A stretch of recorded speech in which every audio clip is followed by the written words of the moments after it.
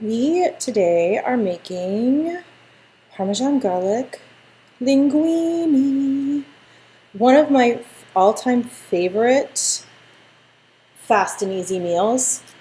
You will see how this comes together in a complete snap. I am going to pull up our feed here so I can see everybody. It's hard because I have a million different things open here and I can't actually see comments as they're coming in real time. So and my live is labeled scotcheroos. We're not making scotcheroos. I don't think it's going to let me do it while we're live here. We are making Parmesan garlic linguine. I'm going to have to figure out how to make that stop. Let me see if we can edit it while we're here.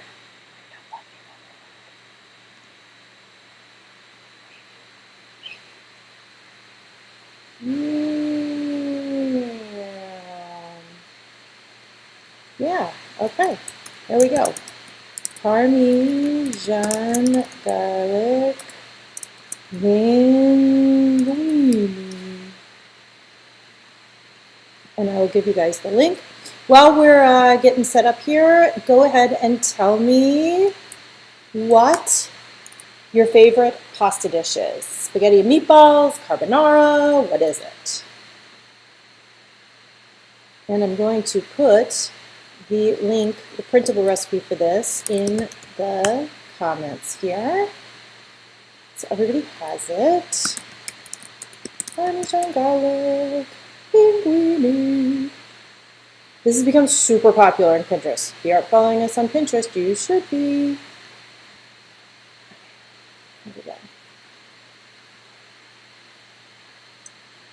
And link. Ta-da! Perfect. Okay, so if you are here, if you are watching, I have 9 people watching, a whole whopping 9 people. Tell me what your favorite pasta dish is. I want to see you interact with me. I need to know you're there so that I know I'm not just talking to nobody, although that has happened before. Okay, so I'm running a little late on getting set up this morning just because I was out I had to get some blood work drawn, so I'm still prepping here, but that's fine. We can talk while we prep. This is a super easy recipe, like I said. It only has a handful of ingredients, and it's also very forgiving. So if you have, notice it's also labeled truffle mac and cheese. We just don't know what we're doing today, do we?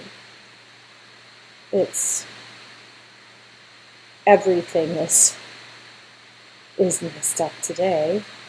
I don't even know where it's labeled truffle mac and cheese at this point.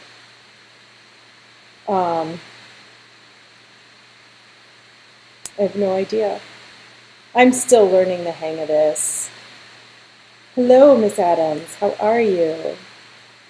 I'll figure it out someday.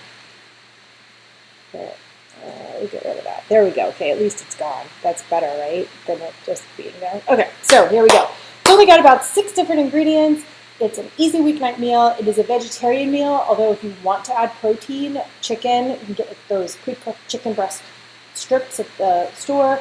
We're going to serve ours with shrimp tonight for dinner. Seared scallops are always a good one. You could even do steak slices, and it will be amazing. I already cooked the pasta, so we don't even have to do that. Creamy lemon pasta with chicken or scallops. It's my mother, guys, and that is her favorite dish. One that I've made for her many times. I'm realizing we don't even have a pan. Let's get a pan. That's probably step number 1. This is my husband's pan.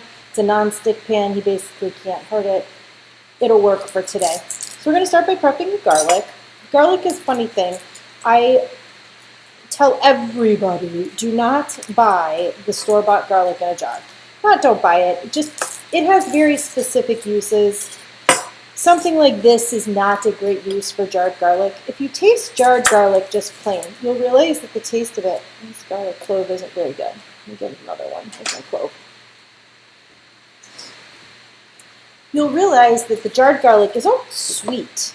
It's not a really pungent garlic flavor. If that's what you're going for, it's just going in a marinade, no biggie. Doesn't make much of a big deal. But if you really want garlic flavor, and for this dish that's called Parmesan garlic linguine, you do want garlic flavor, use real garlic. It only takes a few minutes to unpeel them and mince them up. The other thing with garlic is the same clove of garlic can be controlled in the level of garlic pungency it gives you. This all has to do with all of the little tiny membranes inside of the garlic clove. Depending on how many of them are ruptured and how many garlic juices run out of them, will tell you how, well, not tell you, sorry, I can't do two things at once, clearly, will give you more or less garlic flavor and garlic pungency. So if you want to have the least amount of garlic flavor, you can thinly slice your garlic. You'll still have a full clove of garlic, but it'll be less garlicky. If you are like me and want to kill the walls at night and keep the vampires away, you want to either finely mince or press your garlic. Pressing your garlic when it gets all good and juicy and pulpy, that will give you the maximum amount of garlic flavor. Likewise, whole cloves and roasting it will give you the least amount of garlic flavor. You'll still get some, and roasting garlic totally changes the flavor profile altogether. In fact, eating it raw is going to give you the most too. We have an excellent garlic jam coming out on the website this Friday, so keep an eye out for that. Okay, I've almost got my garlic cloves here. So again, I really like garlic, so I'm going to use 5 large garlic cloves. But if garlic is not your jam, go for smaller cloves or slice them instead of mincing them or pressing them. Pressing them is just going to be faster today, so that's what we're going to do. I'm going to turn on my cooktop here. Apparently my husband's pan does not work with this cooktop. It's induction. Let's find a new one.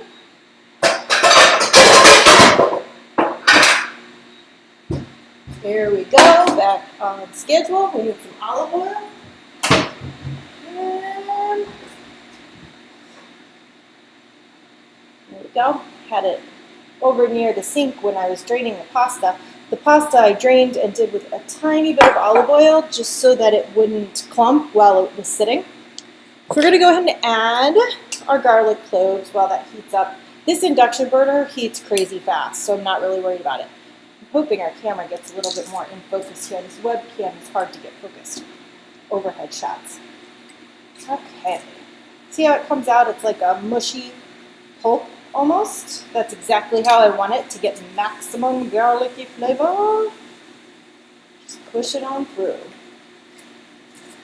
If you haven't heard, we are starting a new big project here at Savory Experiments. We are remodeling our kitchen. This kitchen is beautiful, but when we bought the house, I knew I wanted a white kitchen because we do so much video. And it looks so pretty in videos. So we are going to be remodeling to a white kitchen. We're super excited. We just put out the first in our series of remodeling your kitchen, looking at budget, the big 3 on budget, which are cabinets, counters, and appliances. And the next one we have coming out will be things to consider when picking your appliances, which is super exciting.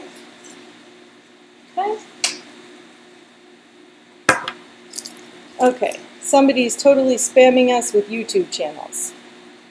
We are going to ban that person from our page and delete their comments.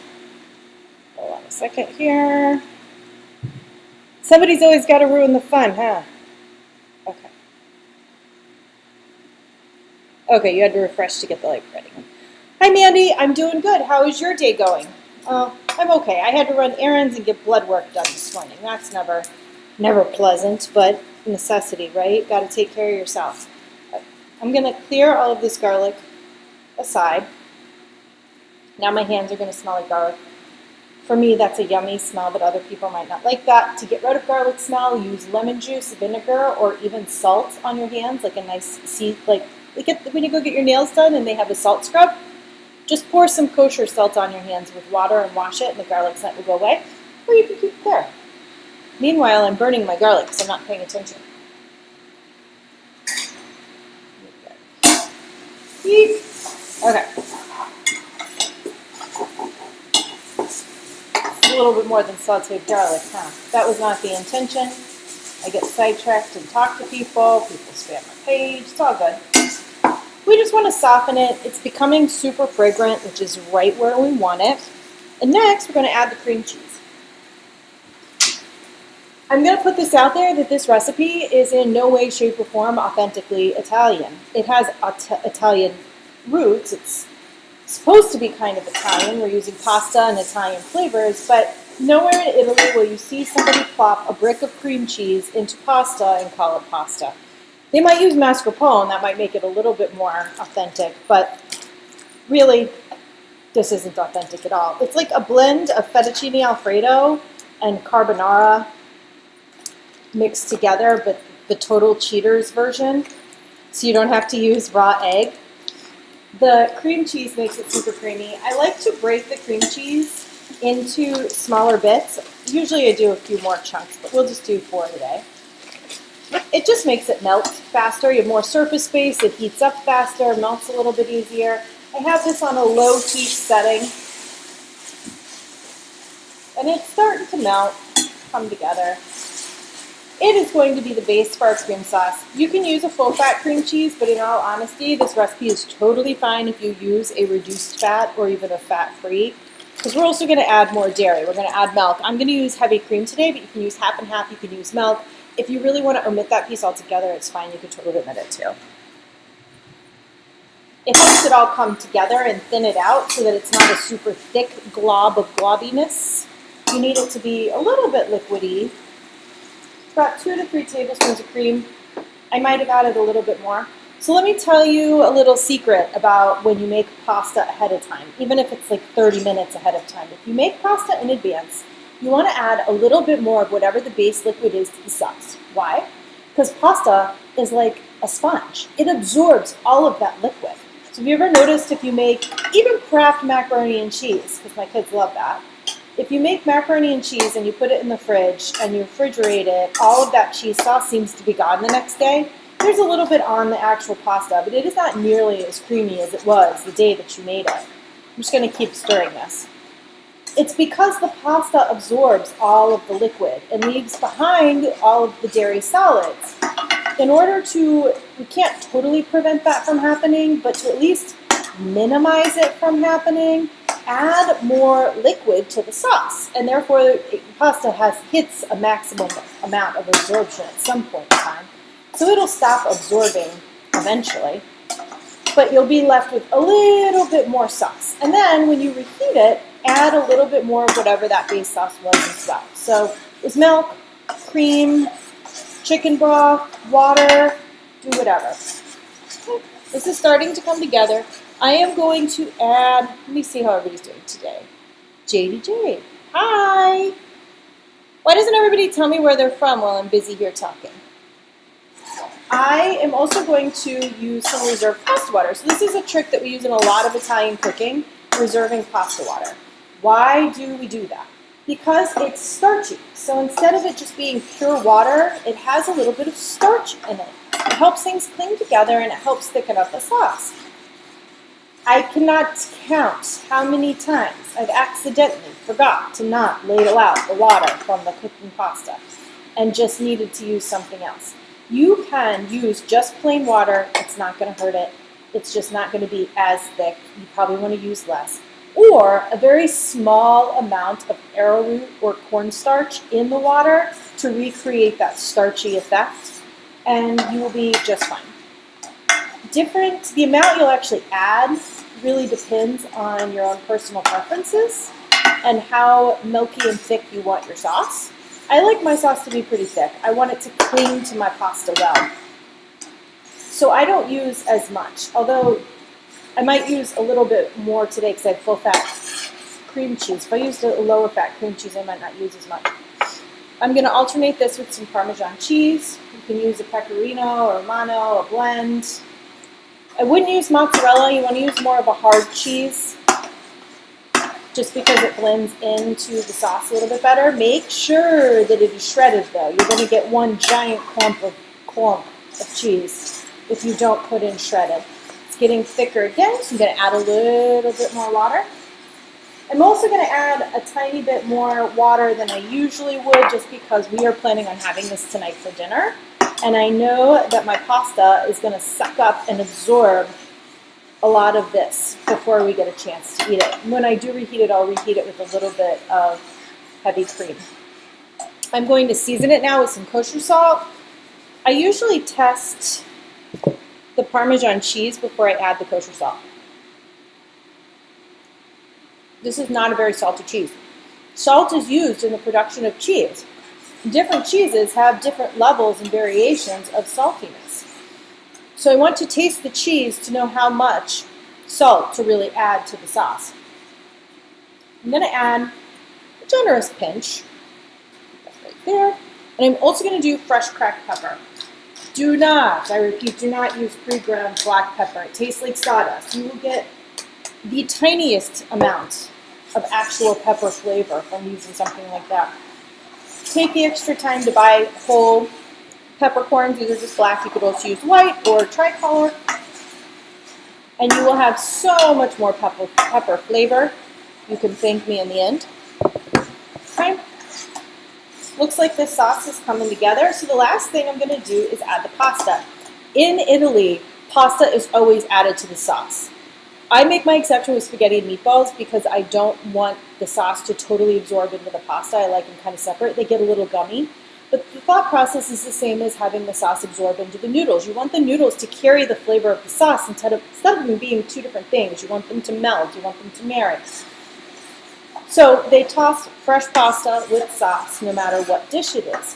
If you are planning on eating it later, and I'm only going to combine these two because I love you, I love my foodie friends, I would suggest keeping the pasta and the sauce separate until right before you're ready to eat, and then combining it and heating it together. That way you get the maximum amount of sauce and pasta flavor just like it was fresh, but be able to save time ahead of time. Okay. Let me grab my pasta. 1 second. We are using linguine today. Cream sauces like this, thick cream sauces, do well with any type of thicker pasta. They're not really that picky. Set this aside. And I have the pasta cloth here. But when I'm tossing pastas, a large amount of pasta, because it's a small amount of pasta, I just take the pan and flip it. Large amounts, I prefer to use my tongs instead of the pasta claw. Why? It releases less starch. When you're stirring like this, there's more agitation.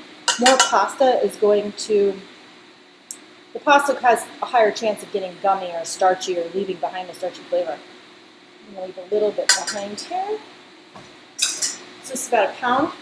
And I also like using tongs that don't have the rubber on the end for something like this. I get a better grip out of it. Just going to toss it in the pasta, get it all nice and covered. The pasta is also going to help that sauce thicken up a little bit. So like right now it's getting pretty thick. I'm going to add a little bit more water. I had a cup of water reserved and now I've used all of it. And there you go. Dinner is served. My sauce is a little bit wet. I get it because I know I'm going to eat it later. Let's taste test it. Tasha, hey Tasha and Laurel, welcome. This is going to be so super hot. I'm going to regret this, aren't I? It's so good fresh though. When I photographed this recipe, I had to photograph it a couple of times for different reasons.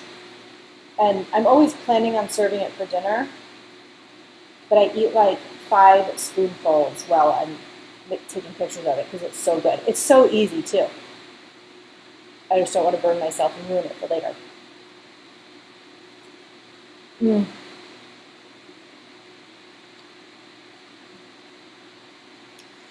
It's the ultimate comfort food.